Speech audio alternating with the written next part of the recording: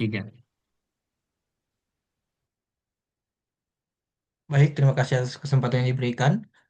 Kami dari kelompok saat ini akan mempresentasikan tugas ke-8 untuk mata kuliah praktikum keamanan cyber. Kami dari kelas C. Oke, langsung saja untuk lab yang pertama, yaitu lab cyber security case study atau studi kasus cyber security. Di sini eh, objektifnya itu kita akan melakukan riset dan analisis untuk insiden cyber security. Nah, untuk skenario-nya ini, untuk skenario-nya dalam pemerintahan, bisnis dan penggunaan individu menjadi semakin menjadi target serangan cyber yang diperkirakan akan terus meningkat. Lembaga CSIS, lembaga CSIS memperkirakan bahwa kerugian akibat kejahatan cyber terhadap ekonomi global mencapai lebih dari 400 miliar dolar setiap tahunnya, dan di Amerika Serikat saja sebanyak 3.000 perusahaan mendapati sistem mereka disusupi pada tahun 2013. Nah, dalam lab ini kita akan mempelajari bahwa ada 4 serangan cyber tingkat tinggi dan bersiap untuk mendiskusikan bahwa ada siapa atau who, what, why, dan juga how dari masing-masing serangan tersebut. Oke, langsung saja. Di sini sumber daya yang dibutuhkan itu ada PC atau perangkat seluler dengan akses internet.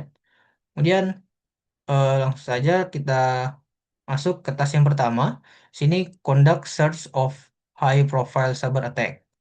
Nah, di sini kita diminta untuk menggunakan eh, using your favorite search engine. Kita menggunakan search engine untuk mencari sekumpulan berita atau artikel terkait 4 topik berikut. Ada Home Depot Security Breach, ada Target Credit Card Breach, ada The Stuxnet Virus, ada Sony Pictures Entertainment Hacks. Nah, untuk di sini saya sudah mencari ya, mencari dan melakukan ringkasan. Step kedua, eh, baca artikel yang ditemukan dan lakukan diskusi dan share your research, bagikan researchmu untuk who, what, when, where, and why dari setiap attack. Oke, langsung saja untuk yang pertama, sini ada Home Depot Security Breach.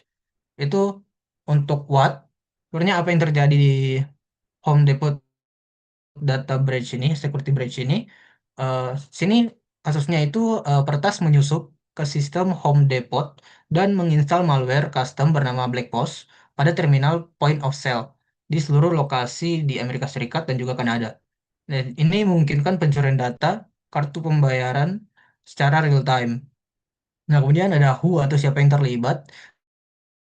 Sini pelaku spesifik tidak pernah di atau belum diidentifikasi secara resmi.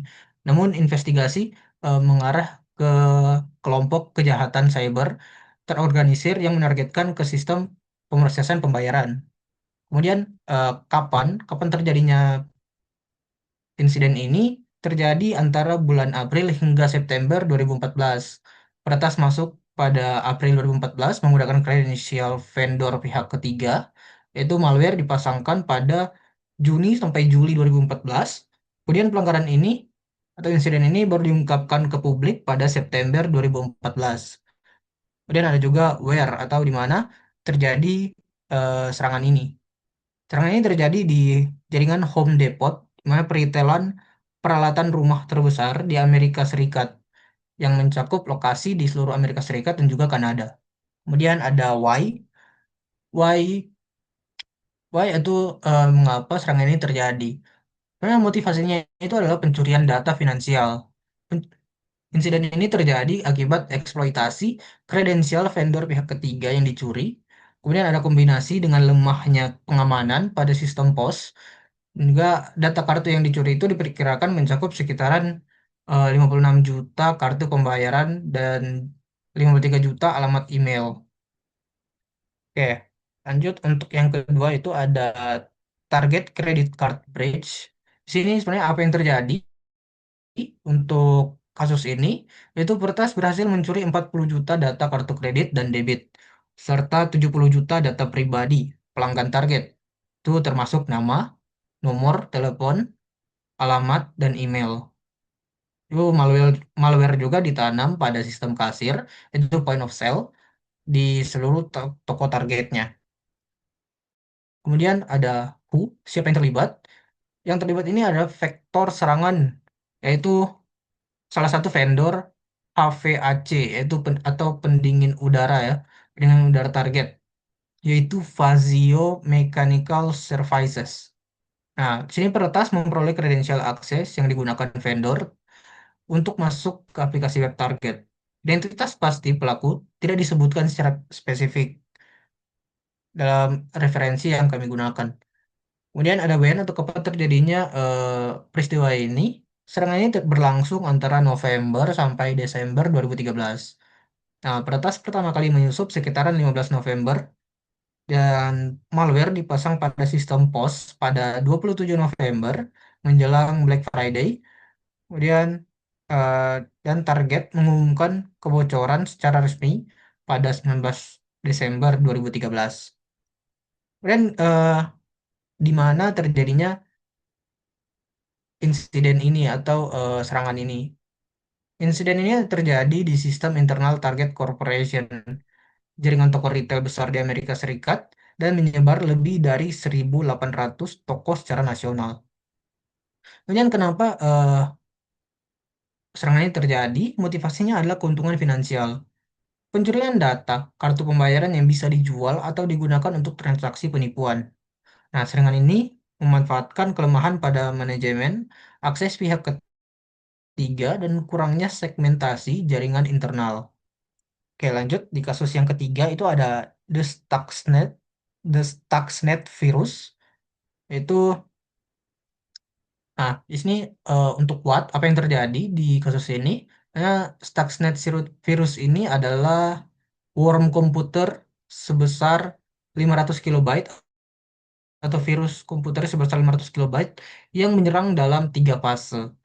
Yang pertama itu dia menginfeksi mesin Windows, kemudian dia mencari perangkat lunak industri, Siemens, baru mengompromikan programmable logic controller yang dimana akhirnya membuat sentrifugal pengayaan uranium berputar hingga merusak dirinya sendiri. Eh, jadinya virus ini intinya merusak komputer itu sendiri lah. Kemudian who atau siapa yang terlibat dalam kasus ini?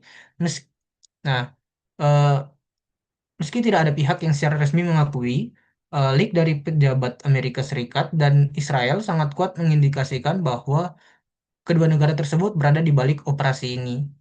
Para peneliti, seharusnya Kaspersky Lab, khususnya Royal Schouwenberg, adalah pihak yang berhasil menganalisis dan mengungkap cara kerja dari Stuxnet ini. Kemudian, when atau kapan terjadinya kasus ini, Stuxnet pertama kali terdeteksi pada Juni 2010, ketika perusahaan deteksi malware dari Belarus mendapat laporan dari klien yang komputernya secara terus-menerus melakukan reboot.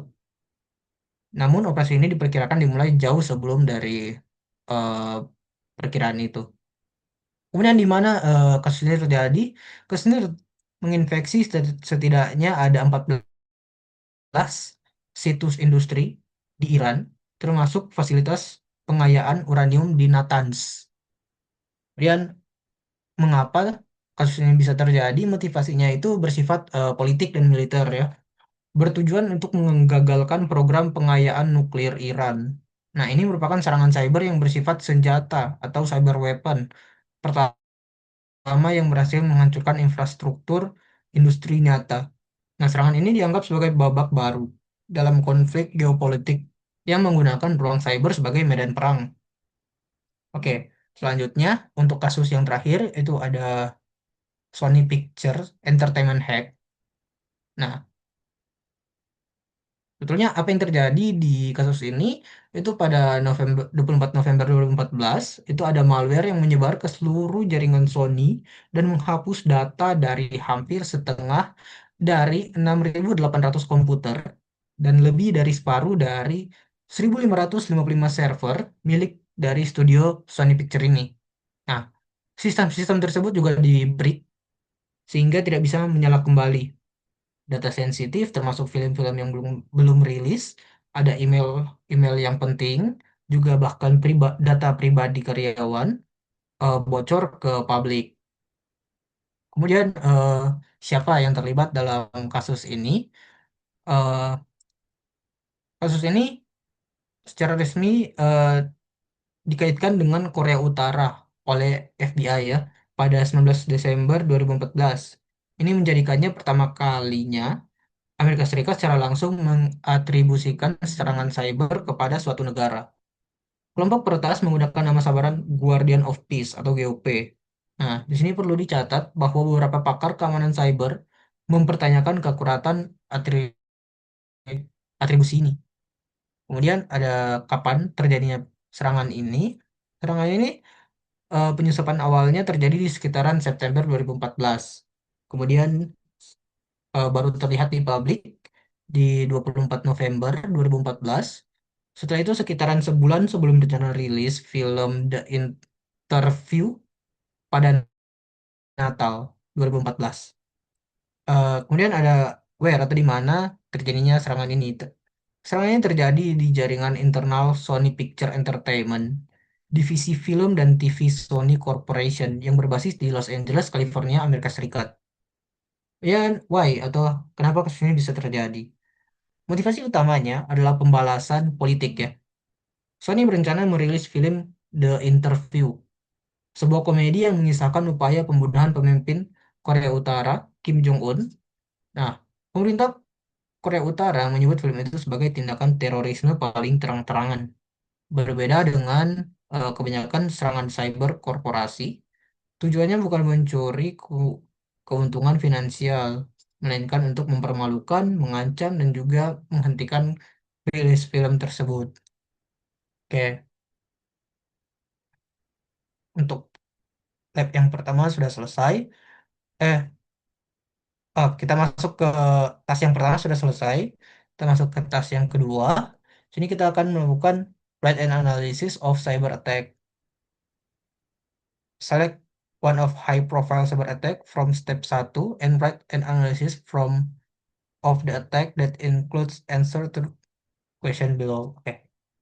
Pertanyaan yang pertama, who were the victim of the attacks? Jadi ini eh, diambil untuk kasus data breach ya.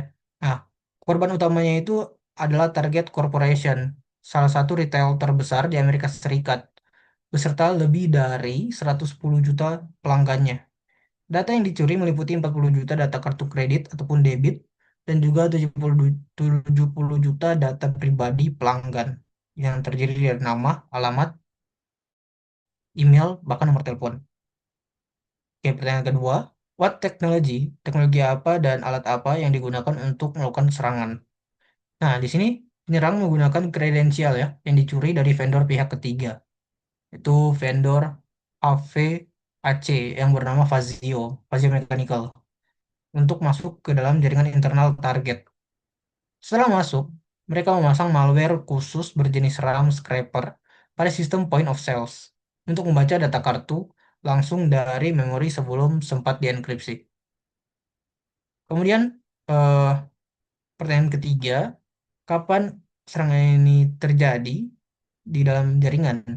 Nah, serangan ini terjadi dalam jaringan selama musim belanja sibuk atau Thanksgiving pada waktu itu ya.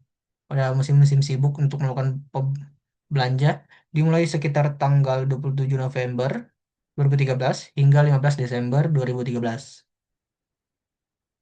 Oke, pertanyaan selanjutnya, apa sistem yang jadi target utama? Nah, target utama dari serangan ini adalah terminal POS.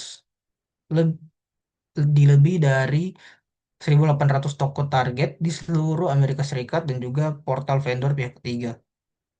Kemudian, apa motivasi dari penyerang di kasus ini dan what did they hope? Dan apa harapan yang ingin mereka capai? Nah, motivasi utamanya murni adalah keuntungan finansial. Mereka mencuri data kartu untuk dijual kembali pasar gelap atau black market di internet dengan harga yang berkisaran 20 sampai $100 per kartunya. Di sini ada pertanyaan terakhir, what was the outcome of the attack? Apa dampaknya lah? Apa dampaknya? Yang pertama itu eh, target menderita kerugian lebih dari $200 juta. Itu termasuk biaya hukum dan juga biaya ganti rugi. Juga ada CEO dan CIO dari target itu mengundurkan diri dari jabatannya. Itu adalah dampak. Juga ada target membayar penyelesaian hukum sebesar 18,5 juta dolar kepada 47 negara bagian di Amerika Serikat. Jadi eh, itu adalah tiga dampak utama yang dirasakan oleh target. Oke, lanjut. Kita lanjut ke lab yang kedua. Sini ada learning the details of attacks. Objektifnya ini kita akan melakukan riset dan analisa eh, kerentanan dari pengaplikasian IoT. Oke, langsung saja. Ini require resource-nya itu PC or mobile device with internet access. Sini, from your research, choose an IoT vulnerable and answer the following question. Oke, sebelumnya saya sudah melakukan research ya. Kemudian di sini saya memilih topik terkait eh, medis atau healthcare. Hmm, Healthcare yang dihubungkan dengan IoT. Oke, langsung untuk step yang pertama ini pertanyaannya, what is the vulnerability? Apa kerentanannya? Nah, perangkat medis seperti pompa infus, monitor jantung, dan alat pencitraan medis kerap kali menggunakan sistem operasi yang tertanam atau embed OS yang sudah usang dan jarang diperbarui. Nah, perangkat-perangkat ini berkomunikasi di jaringan rumah sakit tanpa enkripsi yang memadai dan masih menggunakan kata sandi standar atau default pabrik yang tidak pernah diganti. Sehingga itu yang menyebabkan DP kerentanan yang mudah untuk diserang. Dan ini who might exploit it, explain. Eh, jadi kerentanan ini bisa dieksploitasi oleh beberapa pihak. Yang pertama itu ada peretas kriminal, itu yang ingin mengunci sistem untuk meminta tebusan uang atau ransomware lah. Mengunci sistem ransomware kepada pihak rumah sakit meminta tebusan. Kemudian yang kedua itu peretas yang disponsori negara. Nah, ini tujuannya untuk menyabotase atau mengganggu infrastruktur dari eh, fasilitas kesehatan negara lain. Kemudian ada orang dalam atau insider threat. Karyawan internal yang tidak puas dan menyalahgunakan akses langsung mereka ke jaringan rumah sakit. Nah, ini bisa jadi karyawan internal yang ya tidak puas atau ingin melakukan hal-hal lain terkait rumah sakitnya, dia masuk atau menyerang sistem dari jaringan rumah sakit tersebut. Oke, lanjut step yang ketiga ini pertanyaannya why does the vulnerability exist? Nah, kenapa kerentanan ini bisa terjadi? Kerentanan ini ada terjadi karena beberapa alasan. Yang pertama itu dari produsen perangkat medis ini lebih mengutamakan fungsi medisnya dan sertifikasi kelayakan fungsional, seperti sertifikasi FDA ketimbang keamanan cyber. Kemudian, proses memperbarui medis membutuhkan sertifikasi ulang yang memakan waktu lebih lama dan biaya yang mahal, sehingga seringkali dari pihak rumah sakit justru enggan untuk melakukan hal tersebut. Kemudian ada banyak perangkat yang dibuat sebelum isu keamanan cyber itu sudah dianggap krusial. Ditambah lagi rumah sakit yang sering kekurangan anggaran dan juga tenaga ahli cyber. Sehingga kerentanan ini bisa disusupi oleh penyerang-penyerang lainnya. Oke, untuk step yang keempat, what could be done to limit the vulnerability? Nah, apa yang bisa kita lakukan untuk membatasi kerentanan ini nih? Nah, yang pertama, kita bisa mengisolasi jaringannya atau network segmentation. Nah, kita bisa memisahkan jaringan perangkat medis ke dalam VLAN tersendiri agar tidak bisa diakses secara sembarangan. Kemudian, kita bisa melakukan autentikasi yang kuat. Kita bisa mengganti semua kata sandi default dari pabrik ke kata sandi yang lebih kuat. Kemudian ada manajemen patch. Kita bisa melakukan pembaruan firmware atau OS dan manajemen patch secara berkala agar keamanan OS-nya itu lebih terjaga dan lebih aman lah. Kemudian ada monitoring jaringan. Di sini menggunakan sistem deteksi intrusi atau IDS untuk memantau lalu lintas data perangkat medis. Nah, kemudian ada security by design. Di sini mendesak produsen untuk merancang sistem keamanan sejak awal awal pembuatan perangkat. Jadi sebelum pembuatan perangkat sudah didesain bahwa ada keamanannya, sudah diberikan keamanan, jadi tidak eh, diberi digunakan OS yang sudah usang atau sebagainya yang menyebabkan banyak kerentanan. Oke, eh, sampai di sini untuk lab 1 dan 2 dan akan dilanjutkan oleh teman saya. Oke, kita masuk ke lab yang ketiga, visualizing the black hats. Untuk background skenario-nya, pada tahun 2016 diperkirakan bahwa bisnis kehilangan 400 juta US dollar setiap tahunnya akibat kejahatan cyber. Pemerintah, bisnis, dan pengguna individu semakin menjadi target serangan cyber dan insiden keamanan cyber menjadi semakin umum. Dalam lab ini, kita akan membuat 3 penyerang cyber hipotetis, masing-masing dengan sebuah organisasi, sebuah serangan, dan sebuah metode bagi organisasi untuk mencegah atau mengurangi serangan tersebut.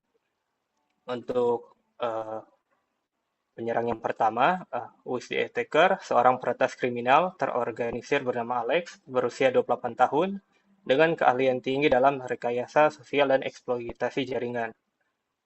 Selanjutnya, what organization are associated with the attacker, kelompok kejahatan cyber Eastern Europe yang beroperasi dari negara yang tidak memiliki perjanjian ekstradisi dengan Amerika Serikat.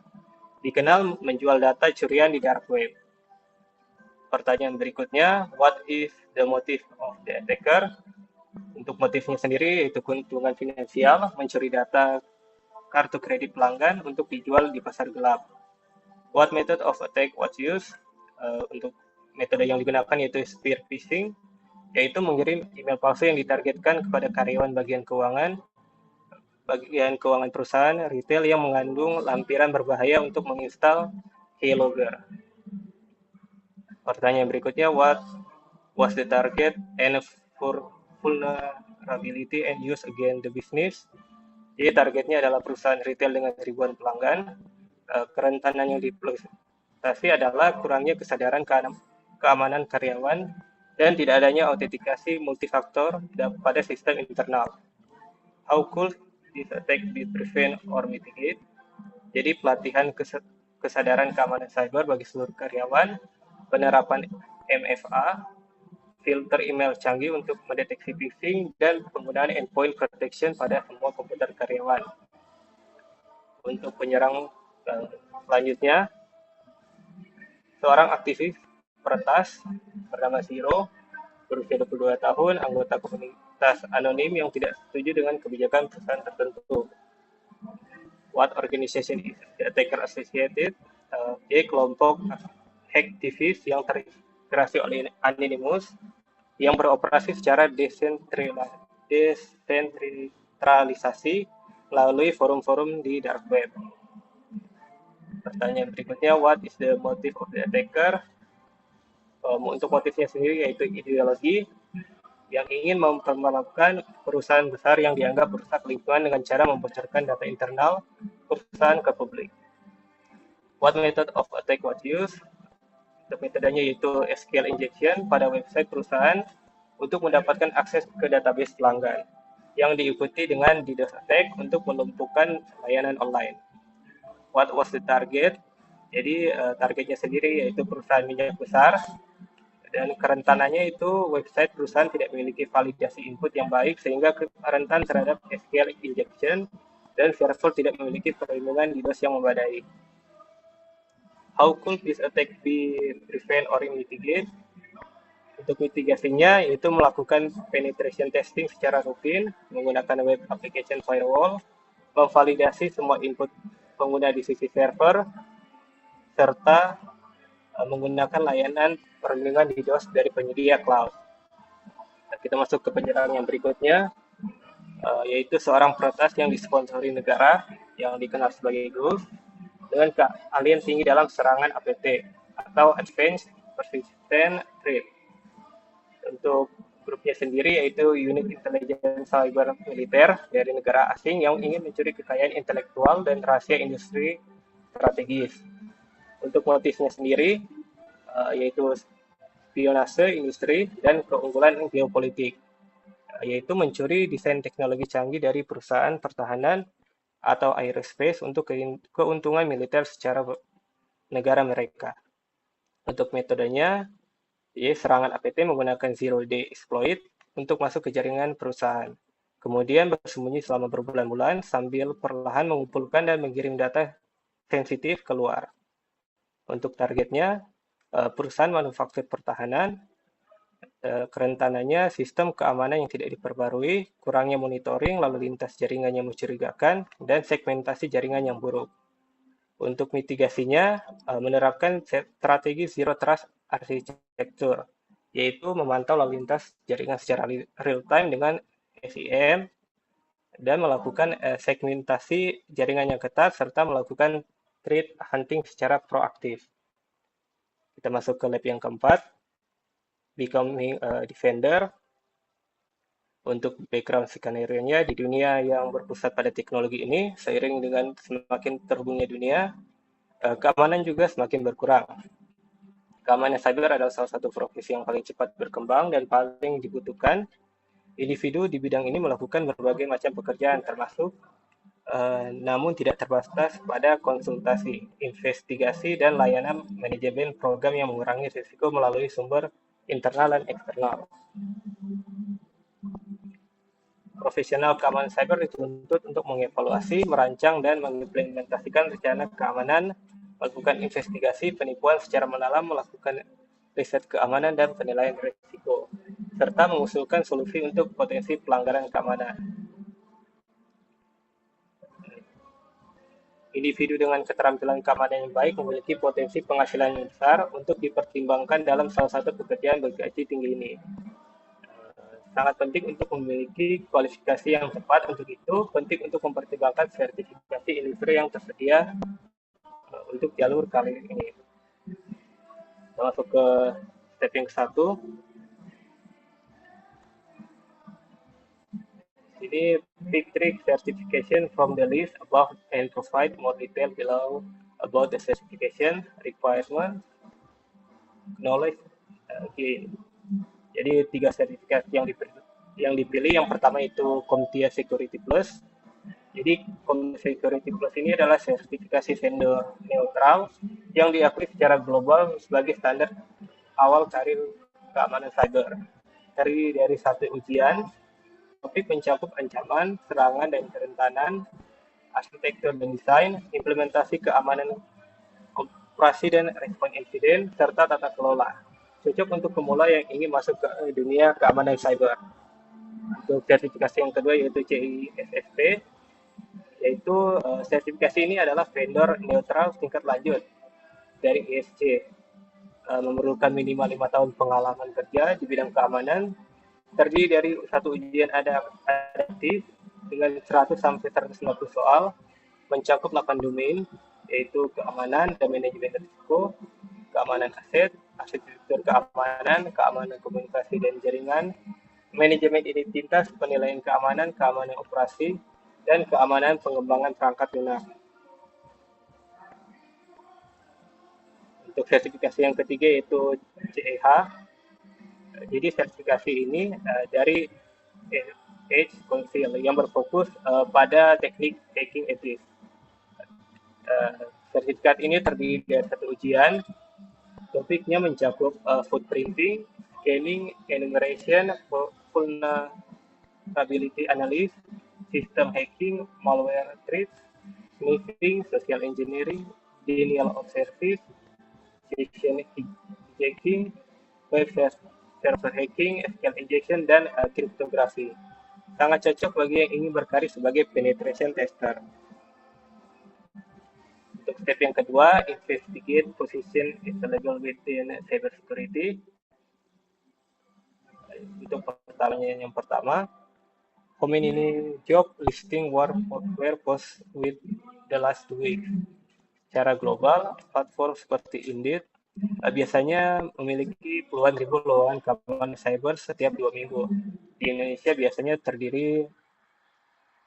terdapat ratusan lowongan baru setiap 2 minggu untuk posisi terkait keamanan cyber. Pertanyaan berikutnya, what is the salary range for the top 10 list? Jadi di Indonesia berkisar antara 8 sampai 35 juta per bulan tergantung level pengalaman. Di Amerika Serikat berkisar sekitar 70.000 sampai 150.000 US dollar per tahun.